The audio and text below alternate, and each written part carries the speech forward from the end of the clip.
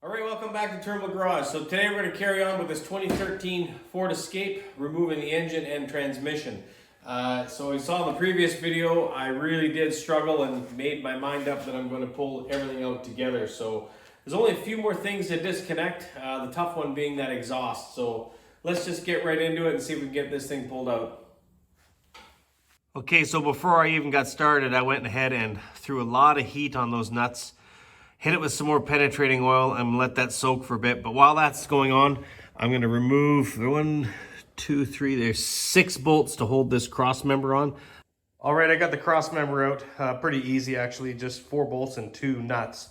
You'll notice one side is very dry and the other side is soaked in oil. That's from that engine oil leak.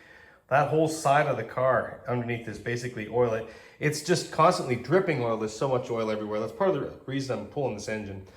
Okay, I've got 3 drive shaft bolts out, and then I had to rotate it around to get the other 3. Now, to rotate it around, you got to turn one of the rear wheels, and of course, this was in park, so you have to actually shift it out of park so that the drive shaft can spin.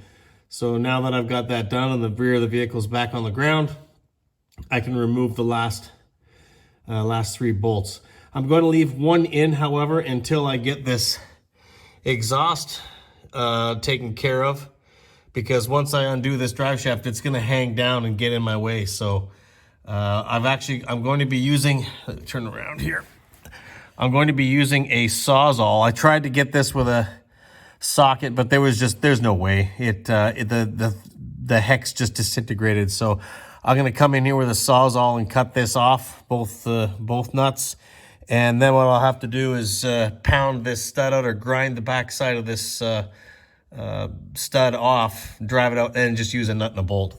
I've done it before. It's not fun, but hey, there's nothing else I can do. So anyway, I'm going to remove 2 more bolts from there, and then I'm going to have to go buy a saw blade. Time to get serious.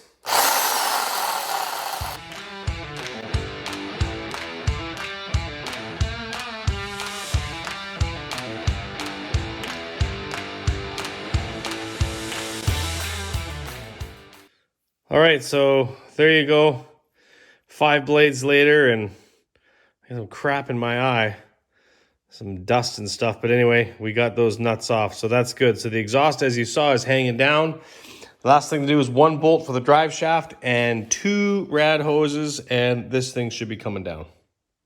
All right, I got all the bolts out of the drive shaft, but I cannot slide the drive shaft back so that I can get it loose. So I'm going to have to remove the cross member here, 4 10mm bolts here, and I'm hoping that will be enough to give me the slack to pull that drive shaft out of the transmission. Just keeps fighting me. All right, this should be the last time you see this engine up in here, well, until it goes back in with the transmission repaired, but I have got the 2 rad hoses disconnected.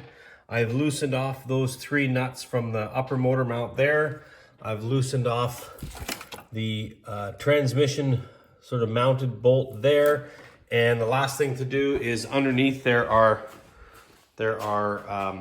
4 bolts that hold the cradle in place. So I'm going to hit this tomorrow. It's getting kind of late. I really struggle with that drive shaft and those rad hoses, believe it or not. This thing is really just a challenge.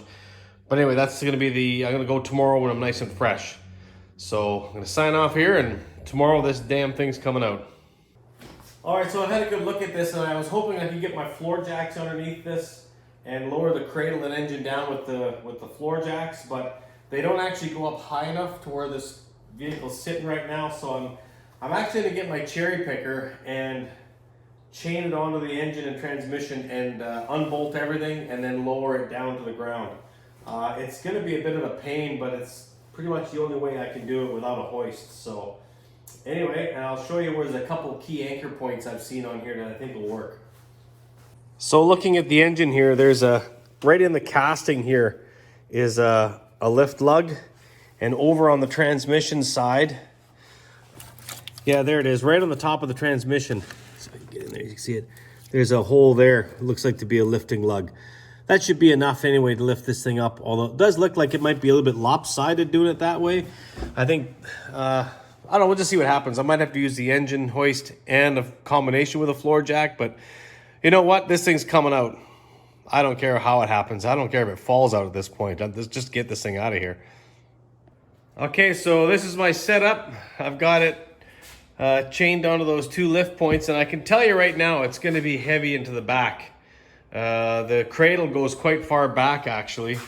So my plan is to put a floor jack under the rear of the cradle. So in essence, I'll have 3 points of contact and lower it down between the engine hoist and the cradle, or sorry, the floor jack, and just go back and forth. So we'll set up the time lapse and we'll see if this is if it works or if it's a colossal failure. So here we go.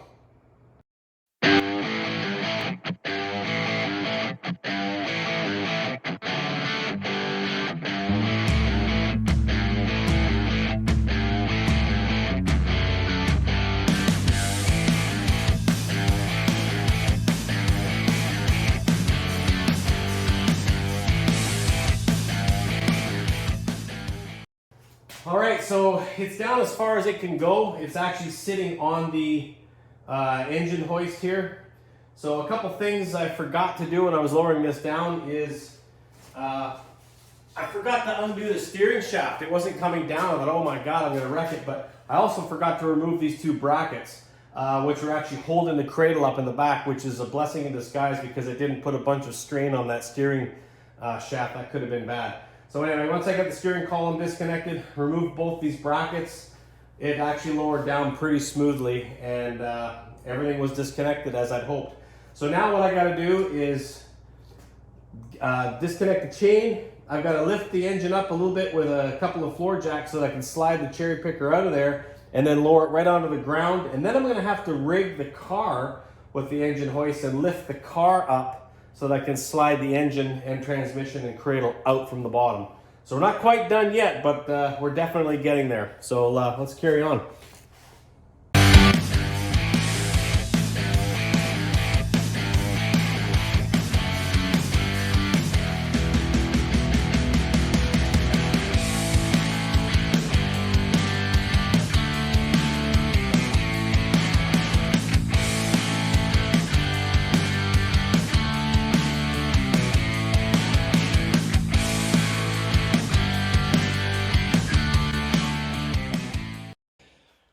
All right, so a couple things. I think when it goes to putting this back in, I can just bolt the engine in and then bolt the cradle in after. I don't think I need to take it out at the same time. That'll make it a little bit easier. And also, looking at this, I actually think I have enough clearance to slide the whole engine and transmission through this opening here. I think there's enough room. It looks like it. So what I've done is, it's actually, I couldn't figure out how to do it, but I put a chain around the transmission, around the mount, and I give it a bit of a tug, I can slide it. So because I'm on a nice smooth floor, so I'm actually just going to manhandle, slide that thing right up from under the car.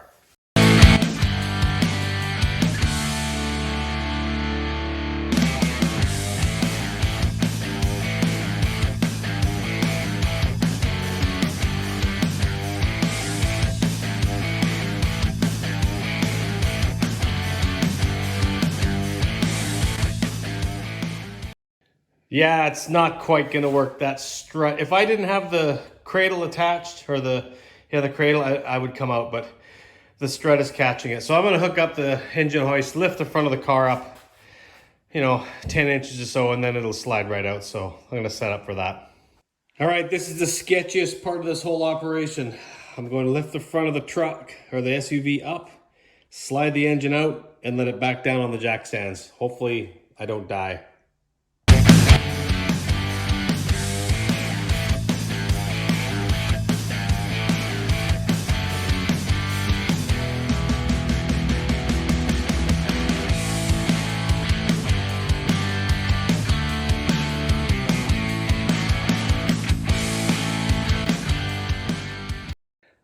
All right, I'm out of breath.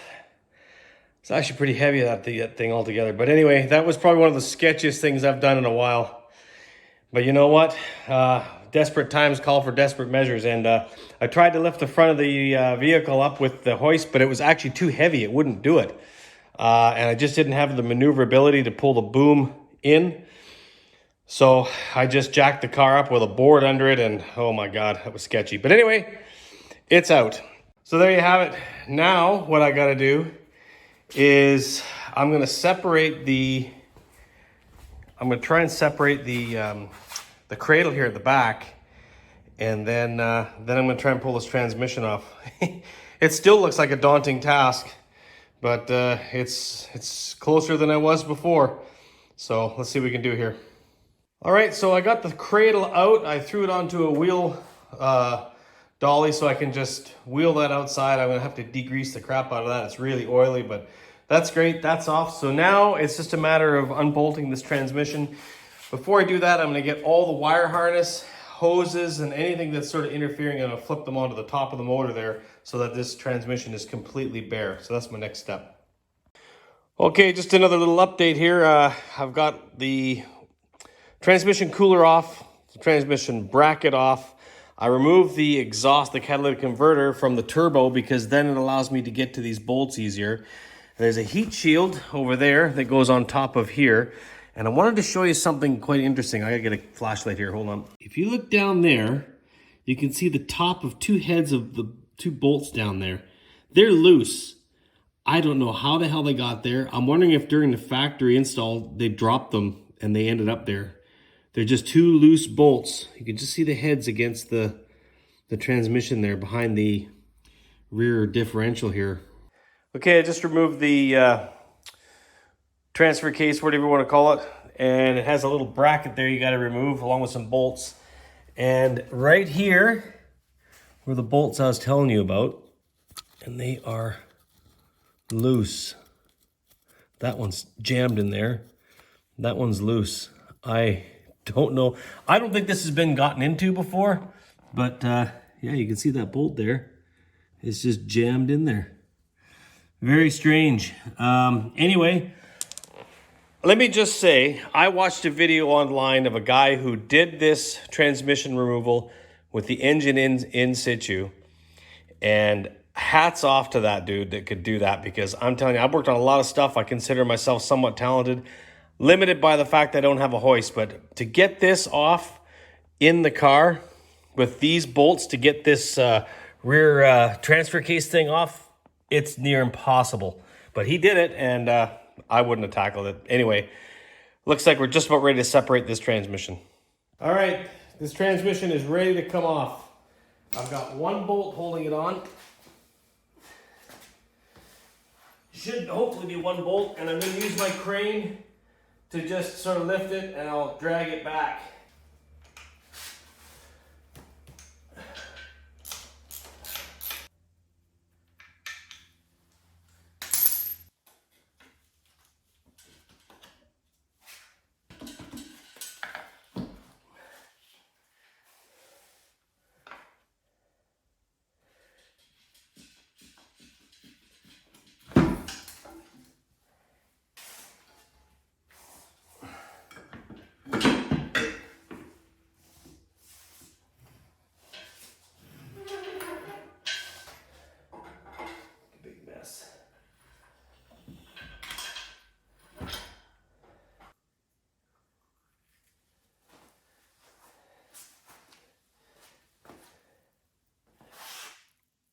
Very interesting that there would be metal shavings from the manufacturing process in the back of the flywheel.